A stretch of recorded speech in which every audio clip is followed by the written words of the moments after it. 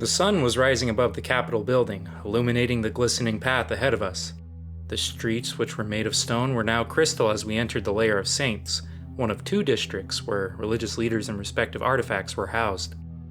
The crystalline road had been here longer than the city itself, though it was once a crystalline foundation. This foundation was originally used to set up worship camps during mankind's nomadic days. The sun reflects in several key spots along the road, nearly blinding me. I was forced to cover my eyes.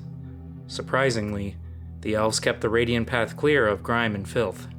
Along with the road, the elves seemed to have taken care of the priests' homes, the outside of the house having a thick yet colorful coat of purple and azure over the holy apis wood it was built with. The purple represented humanity, and the azure, the Father Spirit. Both colors were intertwined together in spirals on all 5 sides of the holy dwelling, all of them leading up to the top in 2 distinct and straight lines which eventually became red, otherwise known as the color of redemption, what our Father pulls from humanity once we meet him. I had hoped to be inducted as a priest here one day, once Sunraiser was liberated. It was pleasant to see that it may have been a possibility still. "Odd," I commented. "What is?" Bielan asked. The elves seemed to have kept the color coordination correct, and the houses looked to be in good repair. "The statues, if you haven't noticed, seem to have been restored too. Maybe the elves have some reverence for their greatest enemy and our past," Yrn commented. I scoffed. "I doubt that. I'd say this care is merely to upkeep a trophy," I said, turning towards a statue that sat at the center of the road. The statue I gazed upon was of the second appearance, a guise our Father took when he came to us to bestow many wisdoms to our priests and to mankind as a whole. The second appearance, or the form our Father took, was of a tree, one that had grown from the ground and bestowed fatherly wisdom to all that came to it. He said he would grow for 3 years, then would be chopped down by an axe made of sharpened stone and nothing else. The growth of himself as a tree was symbolic of how he must grow and flourish as a man. The soil from the earth being fatherly wisdom we learn from, our roots being our eyes and ears absorbing the wisdom, and our minds producing peace and kindness for others as a tree bears fruit. The cutting down of the tree with a simple tool such as the stone axe was demonstrating how something as precious as our mind could be destroyed with simple, yet destructive, challenges that are introduced into our lives. "Yes, it's a beautiful statue, but your idling may upset the elves, no?" Bielan suggested to me. I nodded to him and walked along with my brothers once more. We kept a brisk pace, Bielan and Yrn keeping watchful eyes out for a sewer grate. One was bound to be nearby. We peered down the rows of priestly homes only to find either men slaves and elven custodians cleaning the walkways, or a guard standing watch. The elves glanced at us with a look of contempt, while the men slaves gave us smiles and a wave. They looked at us with longing eyes as we passed. "Poor men, if only we could ask them where a grate was," Bielan chimed in. "You there, menfolk," someone had shouted to us. "Who calls?" Yrn let out as he spinned on his heel. "I, Watcher Blee," called out an elven god. He was young, but its mangled arm had shown proof of some combat experience. "This sector is for the Tower Council. Visitors are restricted unless a proper guide is allocated to them. Please leave." "Oh, I apologize. This was not made known to us," Yrn said to the guard truthfully. "Now it has. I ask that you leave, now." Right. We will vacate," Yrn said. "But where may we find one?" "Find a guard posting. Look for any person that does not wear a guard uniform, then pay him a sum." "Thank ye. Have a good day, Watcher." We walked a ways away from the Watcher, back into the market district which had picked up in activity since we left into the Lair of Saints. "It seems we must procure a guide then, Yrn." "Blasted elves, always so safe." Well, let's get back on the trail," Bielan said, approaching a nearby guard who was relaxing up against a shopkeeper's stand. "Excuse me, sir. Where is the nearest guard post?" "Are you reporting a crime?" the guard demanded. "Well, no, Then don't bother me with it," he yelled at Bielan. Bielan readjusted his jaw and was reaching for the hilt of his knife. His instincts were kicking in. I walked over to stop him, but Arif reached Bielan first and gripped his wrist. He pulled him away as I approached the guard. "Excuse me, sir, but we need a guide for the Lair of Saints." Yeah? Still nothing to bother me with. Perhaps bars will convince you to consider our query. The elf glanced to its left, then its right, then took the gold bars. He pointed down the road towards the marketplace. There's a guard post near the market. Funny man in robes, can't miss him. I thank ye. The four of us departed from the selfish creature. Bulin sighed and slid his knife back into his sheath. I apologize, brothers, Bulin said as we walked towards the marketplace. Less apologies and more changing, please, I responded. Yes, brother, he said, his eyes hanging low. We had made our way into the market once more, which was still bustling with activity. Never a dull moment to be had. Merchants called us over, demanding that we would find no better deal than at their stand. Such greedful pleas fell on deaf ears as we carried ourselves to this supposed guide.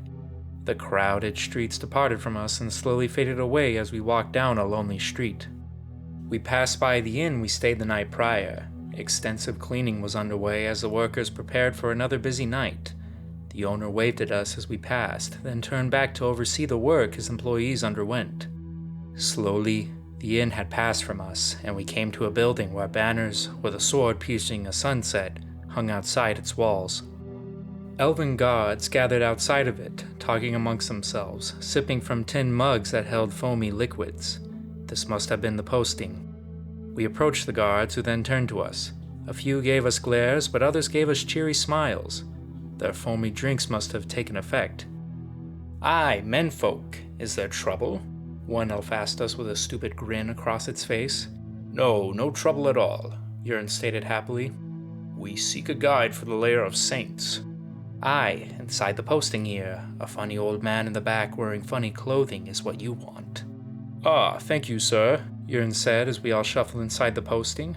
It was well-sized, formerly a house of some sort before the elves took over, I assumed. Some guards sat around a table at the center of the room playing a game of sticks, a gambling game the elves created, another vice to satiate their selfish lifestyle. Other guards rested in their bunks or sharpened their spears and swords.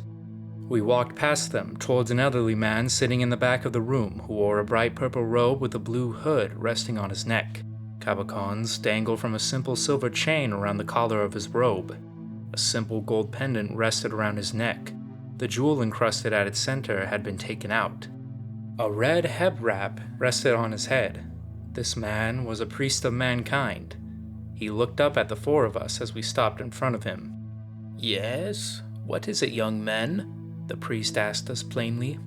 We seek a guide for the lair of saints, Yurn explained. Well, for elves, I would demand a fee, but for Northmen, especially descendants of the mountain, money matters not. I need one of your weapons. The elves took ours. They simply take what they can readily see, as we agreed upon in the treaties between the West and the elves. You have weapons, in one way, shape, or form. All men do, especially Northmen. Well, that explains much. But why weapons, may I ask? Most elves in the city are frugal and proud of their wealth. They must relinquish such wealth to be offered a guide to enlightenment. You are Northmen. We are kin. I know most of our kind take pride in the weapons they forge. The quality of one's weapon is a sign of status, as money is a sign of status to the elves. Relinquish your weapon and you will be offered a guide to enlightenment. The four of us looked amongst ourselves. Yurn reached for his dagger on his belt, but was stopped by the priest before he could do so. Not from you. I want one from the hunter, the one with fire in his eyes. His sacrifice is greatest, he said, pointing at Bulin. Bulin stared the old man down, then looked to Yurn, who simply nodded to him. Then he looked at me. I responded with a nod, similar to Yurn's. Bulin sighed and gave the priest one of the daggers he had made for himself before we left. You have made your sacrifice, and now I can show you my former home, young men. The priest rose up from his seat and walked towards the door. The guards parted to let us pass. The priest took us down the road a ways before he spoke once again. So, what business do you menfolk have in this city? We are here to pay respects and engage in commerce, I answered. That does not bode well with me, the priest responded. It matters not, for we have given you payment, said Bulin angrily. I suppose it does not, though I must say, if you plan to do anything other than what you have told me, it will not end well. Thank you, Elder, but please, we must make haste, for we wish to make good use of the day we have been given, I replied. Of course, follow close. The gods will find any reason to cause trouble for visitors. We are quite familiar with such a notion. We found our way back onto the crystalline road of the Lair of Saints, the cobblestone transitioning into the sleek roadway that led all the way to the Capitol Tower. The Watcher we encountered earlier watched us as we passed the gate. Now, may I ask, are you simply here to pay respects to our ambassador here, or do you wish for a proper guide? A proper guide, if that is fair, I told the priest. Very well, let's start with the first appearance, the priest said as he stepped in front of the Father's grand statue which stood in the middle of the streetway, surrounded by a patch of foliage.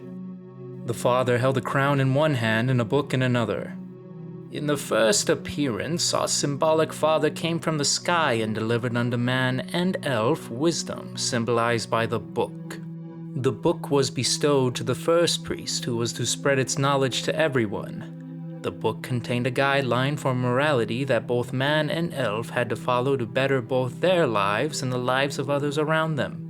The crown was placed upon an individual who would go on to teach the wizard kings and gob chiefs of bygone eras on how to utilize the forces beyond our understanding. I know of such Western beliefs. The elf sharing this line of thought was not known to me, however.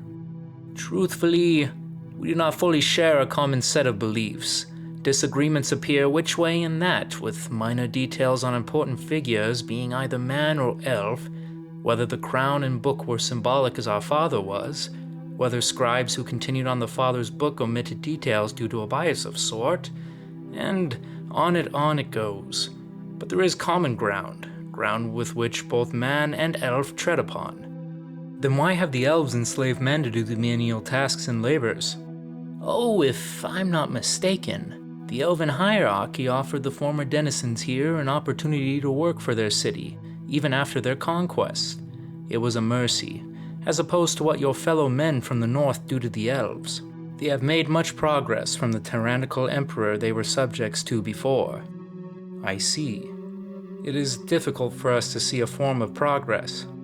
I assure you, our ambassador from the west is doing all he can to negotiate a deal to free our northern brethren, and being sensitive to the matter will greatly help him. Thanking the Father for prolonging the lives of our brethren is all we can do, the priest stated solemnly, with a tilt of the head and a raising of his arms, as he was offering his thanks to the Father there. The priest uttered words of praise and gratitude for allowing the people of the city to continue living despite their hardships. I glared at the priest as he gave thanks and uttered a prayer of my own, a prayer for patience. If this is what years of training as a priest at Sunraiser surmounted to, then it is a blessing my worldly father kept me from such. The priest raised his head back to us once more and brought his hands back down to his sides. Now, may we continue to the ambassador himself? The priest asked. Actually, may I relieve myself? Bulin asked. I haven't had the chance today to do so. Brilliant thinking, I thought to myself. Of course, there is one nearby, the priest said, leading us towards a washroom. This could be our chance at finding the sewer's entrance. We walked a short ways down the Crystal Road, towards a row of buildings. In between two buildings, one which was a worship hall for man and the other's a worship hall for the elves, was an outhouse. Bulin walked towards it and opened its door. He turned towards us and gave us both a wince of the mouth before shutting it. The priest leaned against the wall and put both of his hands on his knees. May we look around a bit? I asked our guide. What for?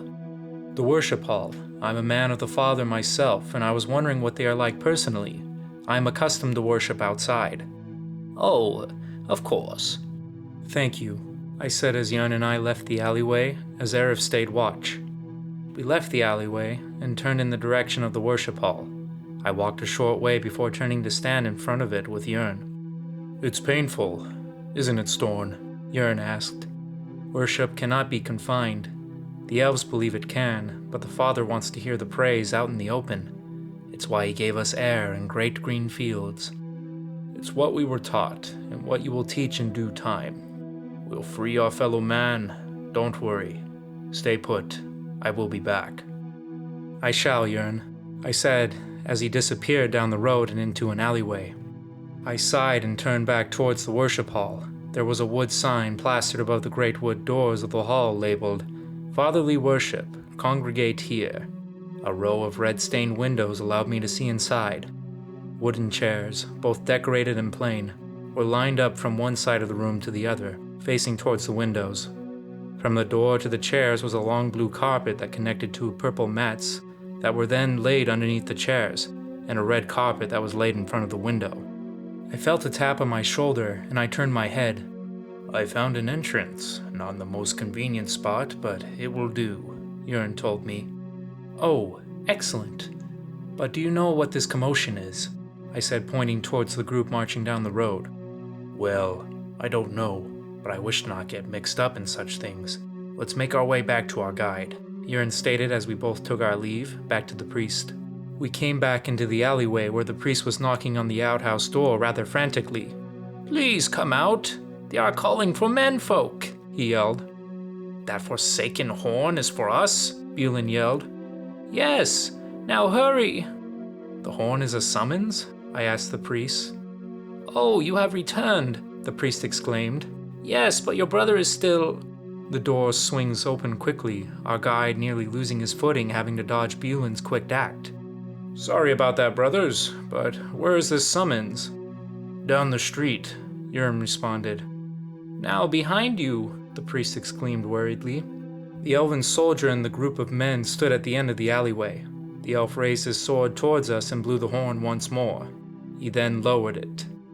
"You, menfolk and the priest, you are to gather with your kin in the ambassador's courtyard. An execution is to take place there." My brothers and I looked at each other anxiously and turned back towards the elf. "Whose?" "A saboteur who wished to destroy our city. Now come, you are needed immediately."